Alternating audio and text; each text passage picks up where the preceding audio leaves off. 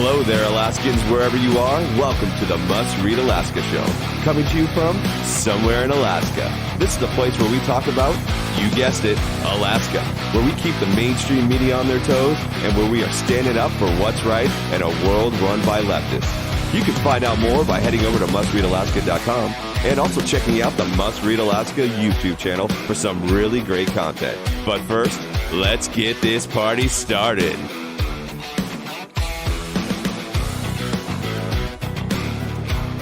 Hello, everybody. Welcome aboard Must Read Alaska, coming to you from somewhere in Alaska. We are the place for conservative news and content where we are standing up for a strong America, a strong Alaska, and of course, we're always in your corner fighting for your rights as an American. You can also find Must Read Alaska on our website, mustreadalaska.com, and of course on Facebook, Instagram, Twitter, LinkedIn, and of course all the other fine social media sites that we are on. And also find my column, Must Read America, at our news partner, Newsmax, where I write every couple of weeks on national topics. Thank you for tuning in today. It's a special edition of Must Read Alaska, and we have a very special guest today, Mike Dunleavy, the governor of the great state of Alaska. Welcome, Governor, to the Must Read Alaska show. Suzanne, it's great to be on. Thanks for having me. Yeah, and thanks for taking the time this morning to talk to Alaskans about what's going on with the budget. We really wanted to talk about the budget, which is the most important thing sort of on our mind politically right now. It has a big effect on the state. But I just have to mention that when you became governor, you kind of won the crummy Cracker Jack prize because first you had an earthquake, and then you had like the oil price crash and a global pandemic, and then the pandemic of the Biden presidency, which is like awful for our economy. And now you're being asked by the legislature to sign a real horrible budget with a $525 dividend. And they're asking you to violate the Constitution by enacting this budget on July 1, which I think that a lot of Alaskans don't understand this enactment thing. And I just wanted to see if you could explain, why is the enactment date so important? Yeah, a great question, because it's constitutional. As Article 2, which is the legislature, Section 18 in the Constitution states the following, and it's important, it's very short. Laws passed by the legislature become effective 90 days after enactment.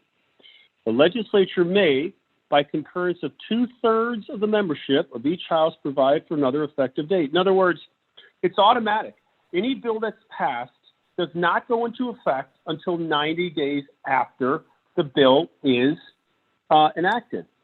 So in the case of this spending bill, this budget bill, unless the effective date was changed and the attempt to change it failed, that was one of the issues. They did not get concurrence on the effective date.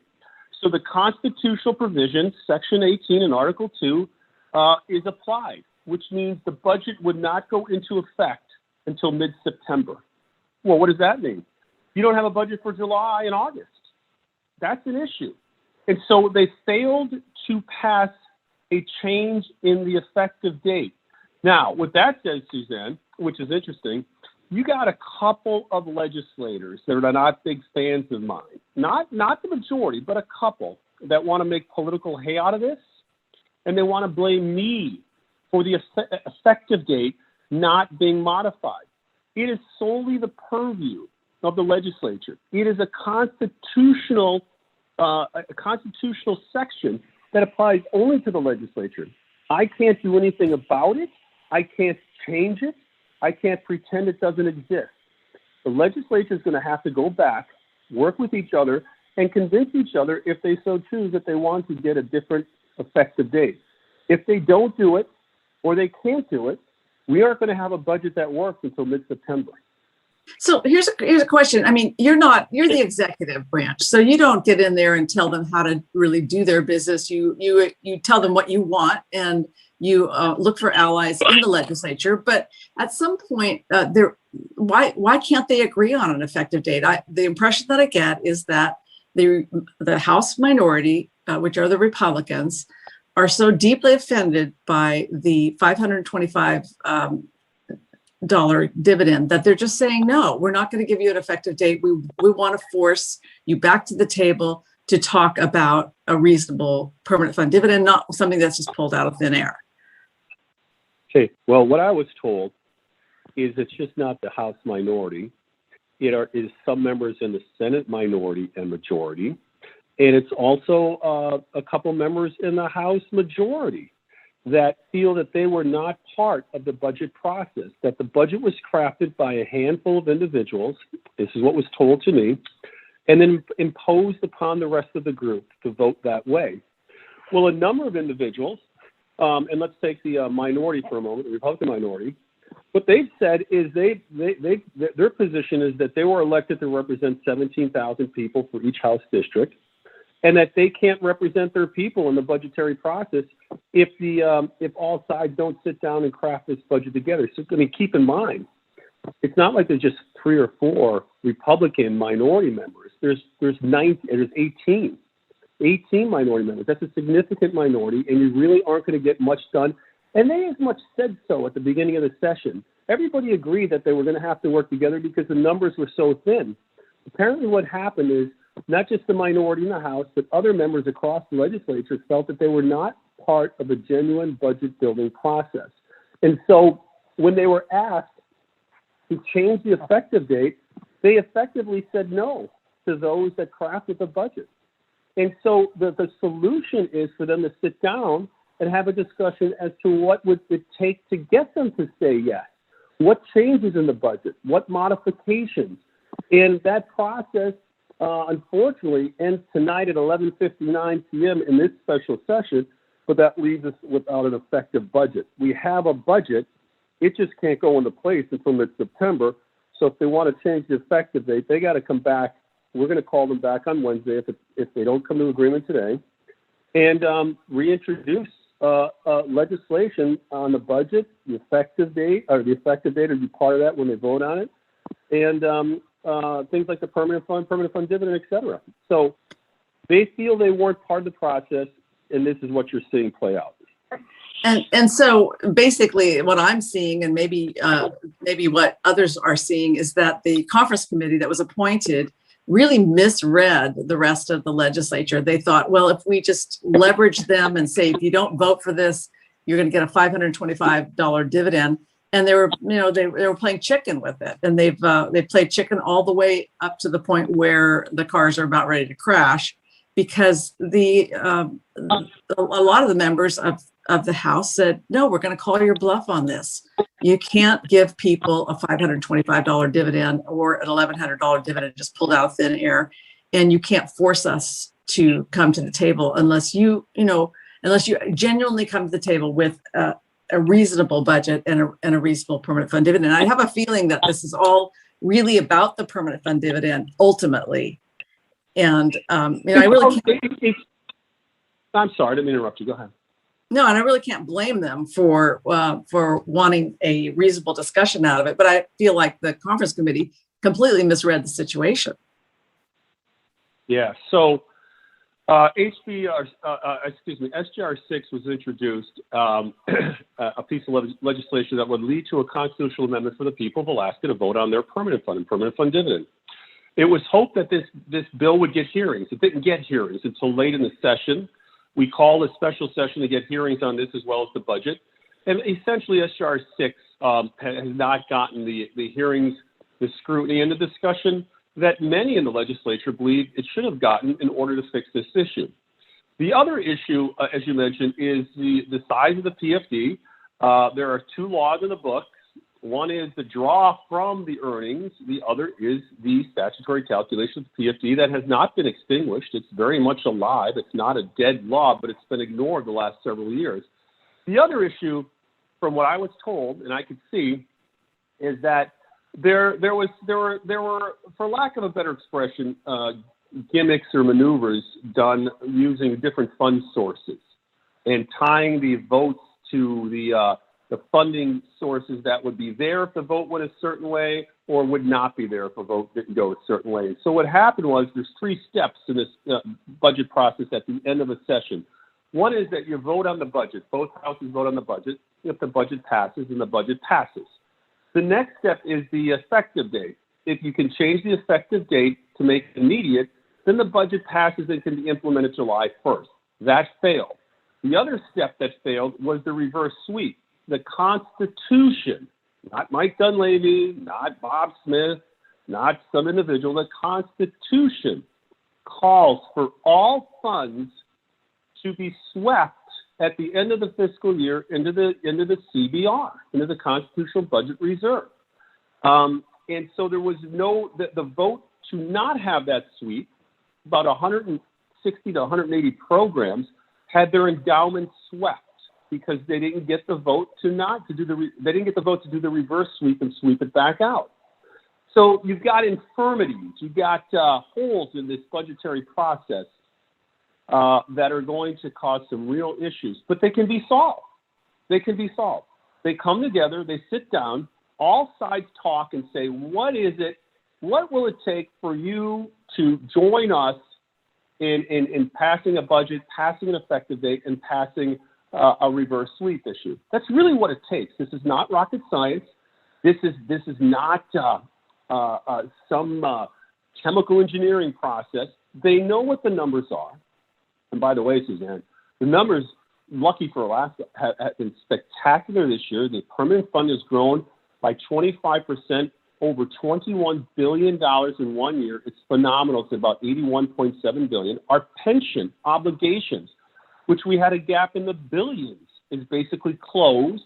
And oil is at $73 a barrel. And so that's not the issue for this year. What the issue is that people have become high-centered on their political positions, mainly regarding the permanent fund dividend. And quite frankly, there are a lot of legislators, including myself, that said, hey, we're willing to have a discussion. We're willing to have a discussion to change things to make it permanent in the Constitution. Are you willing to hear the bills? And are you willing to be part of this? Apparently, at this stage of the game, a handful of individuals that are in positions of power have decided that they're going to force a $500 PFD on the people of Alaska, which, by the way, Suzanne, is kind of interesting.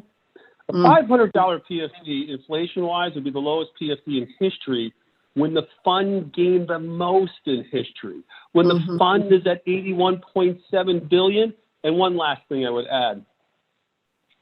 The $500 PFD represents less than 2 days of per diem that the legislature just voted to give themselves retroactively. Right. Well, we did the math over here at Must Read Alaska. $525 PFD is $1.43 a day, which is not enough to even catch the bus over to the food bank to get yourself some food. And actually, this thing is such an insult to Alaskans, I believe.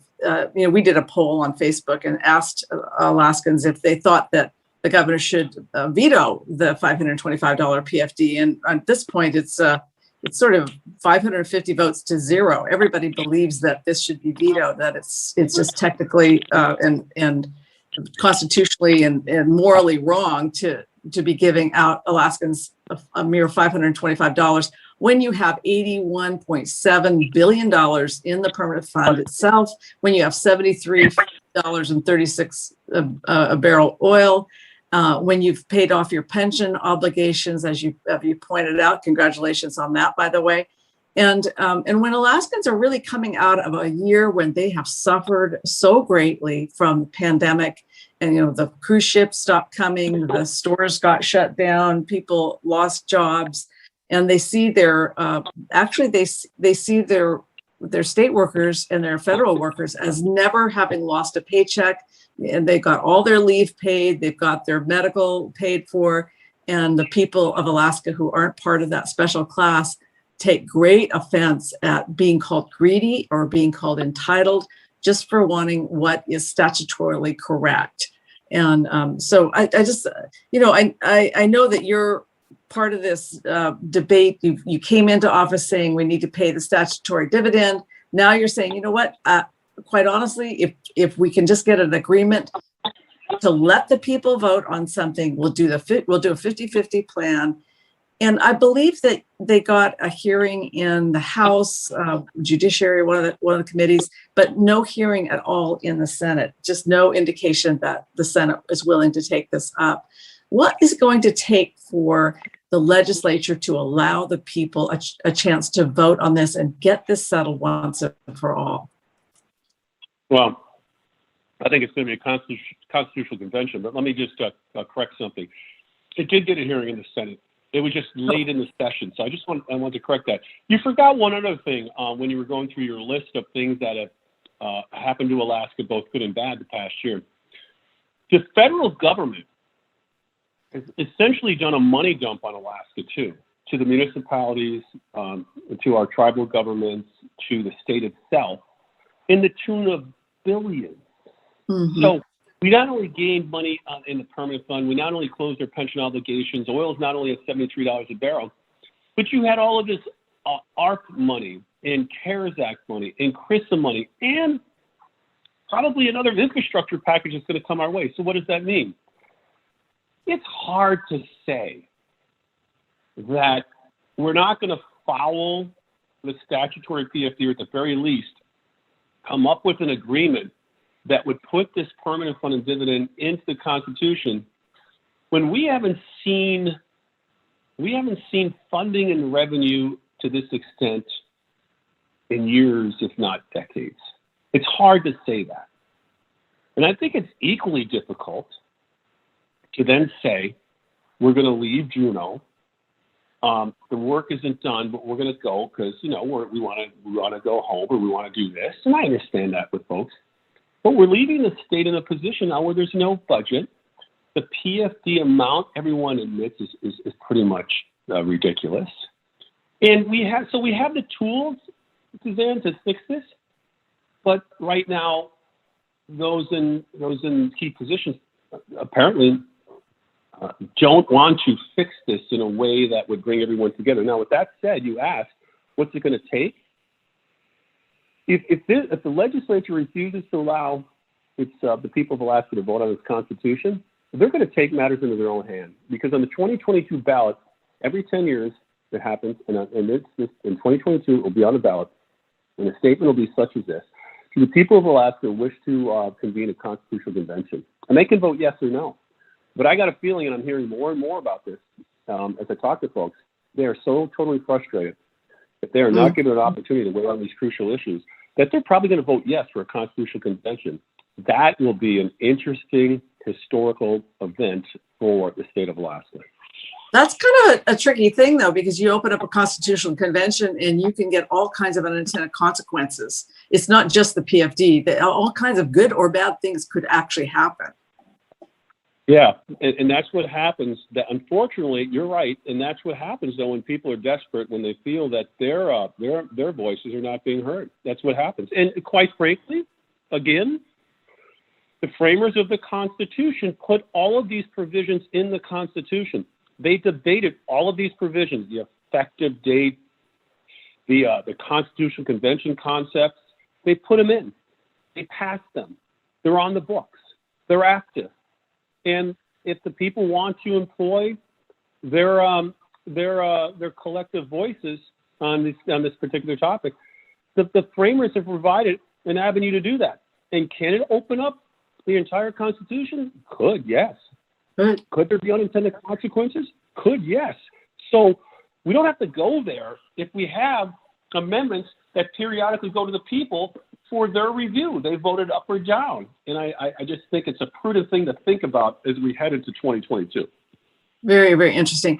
Well, I really do appreciate you being on the show today. I know you have a real busy day. Now, you're letting the legislature go home because obviously you could call them in on Saturday if you wanted to and say special session starting on Saturday. But instead you've said, go home, take a few days off. I suppose when they go home, they're really going to hear about it from their constituents. And then they're going to come back on, I guess you will call them back on Wednesday. You can't do that yet because they haven't not fixed it yet. They could fix it by the time midnight arrives here on Friday. It all could be a solved problem. I doubt it very much because a lot of legislators have left town. But you'll call them back on Wednesday. Then you present them with the topic. And what will the topic be? Budget bills, including the effective dates, and the reverse sweep will be part of the discussion at the end of the session when they're ready to vote. But budget bills and the same thing, in other words. Basically the same thing that they've been there for the past 120 days plus 30 days, and they haven't been able to fix. So they'll get another 30 days then, right? Only at that point, the pink slips have gone out, and if they don't get it fixed before July 1, then parts of the government do shut down. Not all parts of the government. The troopers will still be out there, and that we're not going to be letting all the prisoners out of jail, and the psych wards will still be monitored, but some parts of the government will be shut down on July 1 if they do not get their work done.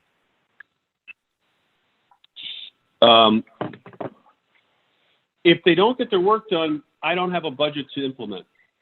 I want a budget to implement, but if they don't get their work done, I don't have a budget to implement. At least one that will not be implemented until mid-September, because the effective date, once again, was not modified, and so it goes into place 90 days after that. Again, I have to be optimistic, and I have to encourage people to get to the solutions, because the solutions are there.